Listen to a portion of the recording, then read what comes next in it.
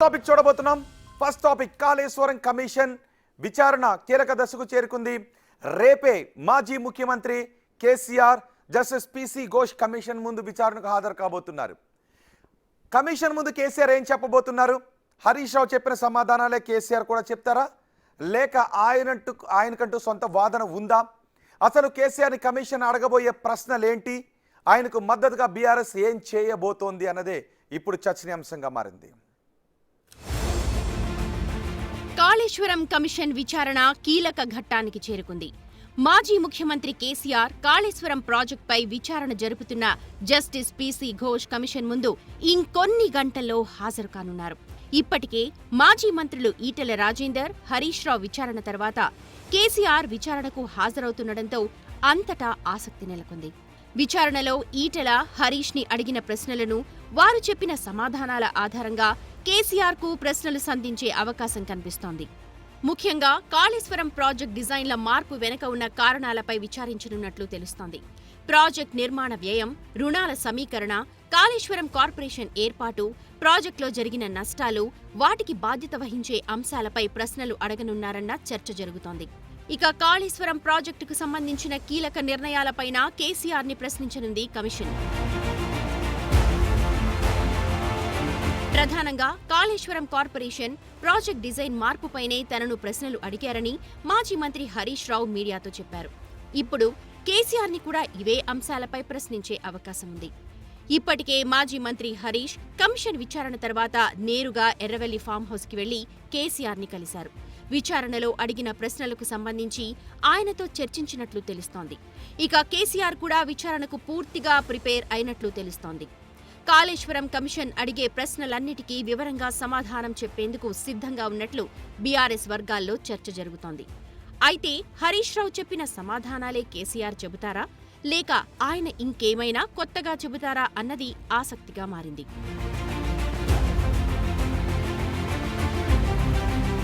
మరోవైపు విచారణకు హాజరు కాబోయే కేసీఆర్ కు మద్దతుగా బీఆర్ఎస్ అన్ని ఏర్పాట్లు చేస్తోంది. Party working president KTR Telangana భవన్లో బీఆర్ఎస్ నేతలతో సమావేశాన్ని నిర్వహించారు. కేసీఆర్ వెంట వెళ్లేందుకు పార్టీ శ్రేణులను, నాయకులను సిద్ధం చేశారు. కాళేశ్వరం విచారణకు హాజరు కాబోయే కేసీఆర్ వెంట భారీ సంఖ్యలో తరలి వెళ్లాలని నిర్ణయించినట్లు తెలుస్తోంది. ఇప్పటి వరకు కాళేశ్వరం కమిషన్ ఎందరో అధికారులను, ఇంజనీర్లను విచారించింది. చివరిగా ప్రాజెక్ట్ నిర్మాణ సమయంలో ఆర్థిక మంత్రిగా ఉన్న ఈటెల రాజేందర్ ని, అప్పుడు ఇరిగేషన్ మంత్రిగా ఉన్న హరీష్ రావుని విచారించింది. ఇప్పుడు కేసీఆర్ ని కూడా క్రాస్ ఎగ్జామిన్ చేస్తే విచారణ ఓ కొలిక్కి వస్తుందన్న చర్చ జరుగుతోంది. అయితే కేసీఆర్ హాజరుతోనే కాళేశ్వరం కమిషన్ విచారణ ఆగకపోవచ్చని మరో వాదన కూడా వినిపిస్తోంది. మరింత సమాచారాన్ని సేకరించేందుకు ఇంకొంత సమయం పట్టొచ్చు. కమిషన్ గడువును ఇప్పటికే పొడిగించారు. కేసీఆర్ విచారణ తర్వాత కొద్ది రోజుల్లోనే కమిషన్ తన ఫైనల్ రిపోర్ట్ని ప్రభుత్వానికి అందజేయనుంది. రేపు కాళేశ్వరం కమిషన్ ముందు మాజీ ముఖ్యమంత్రి కేసీఆర్ హాజరు కాబోతూ ఉండటంతో తెలంగాణ రాజకీయాల్లో ఉత్కంఠ కనిపిస్తుంది. బీఆర్ఎస్ నేతల్లో ఉత్కంఠ కనిపిస్తుంది. ఇదే విషయంపై మాట్లాడటానికి ఇరిగేషన్ రిటైర్డ్ ఇంజనీర్ దుంతుల లక్ష్మీనారాయణ మనకు అందుబాటులో ఉన్నారు. ఆయనతో మాట్లాడదాం. లక్ష్మీనారాయణ గారు నమస్తే అండి. నమస్తే మీకు, ప్రేక్షకులకు నమస్కారాలు. Thank you. లక్ష్మీనారాయణ గారు, ఇప్పటి వరకు కాళేశ్వరం కమిషన్ ఇంజనీర్లను, అధికారులను అందరినీ విచారించింది. ఇక ప్రజాప్రతినిధులను ఈటెలతో మొదలుపెట్టి తర్వాత హరీష్ రావు, రేపు కేసీఆర్ హాజరు కాబోతున్నారు.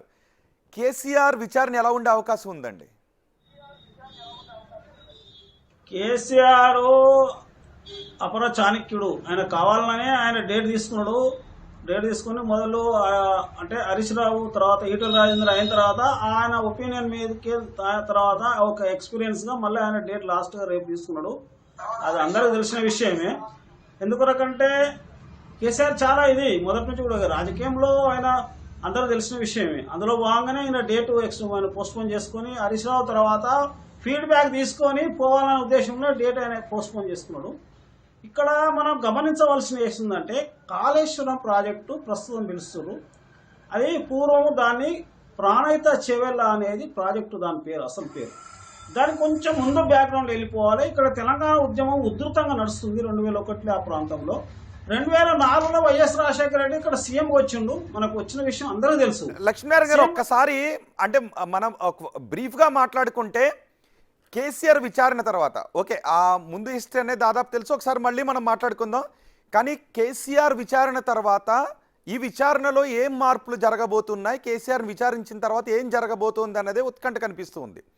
సో ఇప్పుడు కేసీఆర్ విచారణ తర్వాత ఈ విచారణలో ఏమైనా మార్పులు జరిగే అవకాశం ఉందా కమిషన్లో? ఖచ్చితంగా ఇక్కడ విషయం గమనించవలసింది ఏంటంటే ఈ కాళేశ్వరం ప్రాజెక్టు అనేది ప్రాణహిత చేవెళ్ల పేరు మార్చి రీడిజైన్ చేయడం వల్ల ఇక్కడ తెలంగాణ మీద అధికంగా అసలు 1,00,000 కోట్ల ప్రజాధనం వృధా అయింది. ఎందుకొరకంటే ప్రజలు గమనించాలి, అది రీడిజైన్ చేయకుండా తెలంగాణ వచ్చే వరకు 20% పని కంప్లీట్ అయింది. అది కంప్లీట్ అయింది, దాదాపు 11,000 కోట్లు ఖర్చు పెట్టిన దాన్ని రీడిజైన్ చేయడం వల్ల అది అప్పుడు 20 నుంచి 30,000 కోట్ల కంప్లీట్ అవుతుండే. రీడిజైన్ చేయకపోతే కంప్లీట్ అయ్యి మనకు సాగు సేద్యము 16,40,000 వస్తుండే, మనకు అందుబాటులో వస్తుండే. కేవలం 30,000 కోట్లు ఖర్చు పెట్టినట్టు రీడిజైన్ చేయకుండా. రీడిజైన్ చేయడం వల్ల ఏమైతుందంటే ఓన్లీ 18,25,000 నుంచి 2 లక్షల సేద్యమే పెరిగింది. కానీ అధిక వ్యయం ఎంత పెరిగిందంటే ఆల్మోస్ట్ 1,30,000 కోట్లు, 1,50,49,50,000 కోట్లకైంది. ఇప్పటికీ మెయిన్ కెనాలే కంప్లీట్ అయింది, ఇంకా డిస్ట్రిబ్యూటర్ వర్క్స్ కంప్లీట్ కాలేదు. అంటే మన తెలంగాణ మొన్నటి వరకే కేసీఆర్ దిగిపోయే వరకే 94,000 కోట్ల ఖర్చు రావడం అయింది. సరే 1,02,000 కోట్లు కూడా పెండింగ్ బిల్స్ ఉన్నాయన్నారు, 1,02,000 కోట్లు కూడా అయిందన్నారు పెండింగ్ బిల్ పేమెంట్స్ తోని. అంటే ఏదైనా ఇప్పుడు 1,00,000 కోట్ల ఇక్కడ వ్యయం జరిగిన తర్వాత 1,00,000 కోట్ల సాగు అనేది ఇక్కడ మనం తెలంగాణ పొందలేకపోయింది. కాబట్టి రీడిజైన్ చేసిన తప్పును కేసీఆర్ కొత్త అగ్రిమెంట్లకు కొత్త కాంట్రాక్ట్ల కొరకే.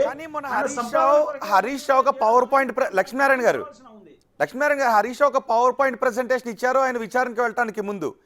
తర్వాత విచారణకు వెళ్ళిన తర్వాత కూడా అదే విషయం చెప్పారు, బయటకు వచ్చిన తర్వాత అదే విషయం చెప్పారు. ఎందుకు రీడిజైన్ చేయాల్సి వచ్చింది అనేది, నీళ్లు లేని చోట కంటే నీళ్లు ఉన్న చోట ప్రాజెక్ట్ నిర్మించడం ద్వారా ఉపయోగం జరుగుతుందనే ఉద్దేశంతోనే రీడిజైన్ చేశాం.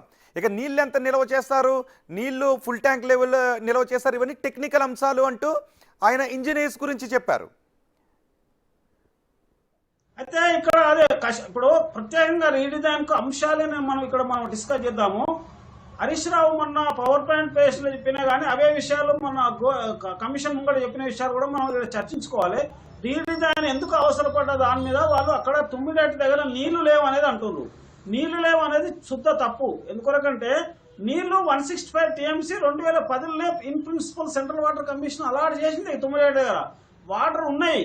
తుమ్మిడేటి దగ్గర ఏమన్నా సబ్సిక్వెంట్ గా ఏమైంది, 2015లో అప్పర్ స్టేట్ మహారాష్ట్ర కొంత 63 TMCలు కన్సీవ్డ్ యూటిలైజేషన్ ఒకవేళ ఫ్యూచర్ లో యూటిలైజేషన్ చేయబోతున్నట్టున్నారు. కాబట్టి ఆ 165లో 163 TMCలు పోతే ఇక అక్కడ నికరంగా మిగిలేదు 203 TMCలే. కాబట్టి అది అక్కడ చర్చ చెప్పాలి. అది చెప్తే నీళ్లు లేవు అని కాదు, అది ఎప్పుడు వాళ్ళు మహారాష్ట్రలో ఇంకా ఎన్ని సంవత్సరాల తర్వాత భవిష్యత్తులో వినియోగించుకుంటారు అనేది మనం ఇక్కడ చర్చించుకోవాల్సిన అవసరం ఉంది.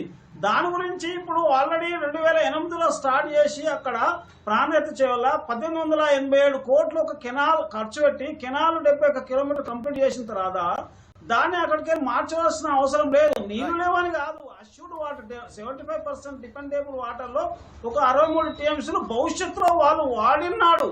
ఈ రోజు మనకు మోడీ ఒక్కటి ప్రతిపాదన తీసుకొచ్చిండు, గోదావరిని కావేరి లింక్ చేస్తాడు. ఇక్కడ 149 TMCలు వాడుకుంటారు. ఒరిస్సాలు వాడని నీళ్లు భవిష్యత్తులో వాడతలేరు కాబట్టి వాడని నీళ్ళకి మేము ప్రాజెక్ట్ టేకప్ చేస్తా అంటున్నాం. మరి ఈ పరిస్థితిలో అక్కడ నీళ్లు లేవని ఎట్లా అనుకుంటారు? అష్యూర్డ్ వాటర్ ఉంది అక్కడ. అష్యూర్డ్ వాటర్ భవిష్యత్తులో వినియోగానికి వచ్చిన నాటు కదా అది తగ్గేది. అది వీళ్ళు అదొకటి అంశం. తర్వాత అక్కడ మహారాష్ట్రలో ఒప్పుకుంటలేరు అనేది కూడా సరైనది కాదు. మేము చంద్రపూర్ పోయినాము, ఒక టీమ్ ఆఫ్ ఇంజనీర్ పోయినాము. అక్కడ ఫడ్నవీస్ అనేది వాళ్ళ చిన్న చెప్పిన విషయాలనే హరీష్ రావు చెప్పిన విషయాలనే రేపు కేసీఆర్ కూడా చెప్పే అవకాశం ఉందని అంటారు ఫైనల్ గా, రైట్? ఏమనకండి వీళ్ళు ఏం చేస్తే కేసీఆర్ అనవసరంగా మేడిగడ్డకి వెళ్ళిపోయాడు తుమ్మిడట్టి. రెండోది మేడిగడ్డ కూడా అగ్రిమెంట్ చేసుకుని వచ్చిండు. Thank you very much Lakshminarayana గారు. మొత్తానికి కేసీఆర్ రేపు హరీష్ రావు చెప్పిన విషయాలనే కమిషన్ ముందు చెప్పబోతున్నారు. ఆయన అపర చాణక్యుడు అని మాజీ ఇంజనీర్ లక్ష్మీనారాయణ అంటూ ఉన్నారు.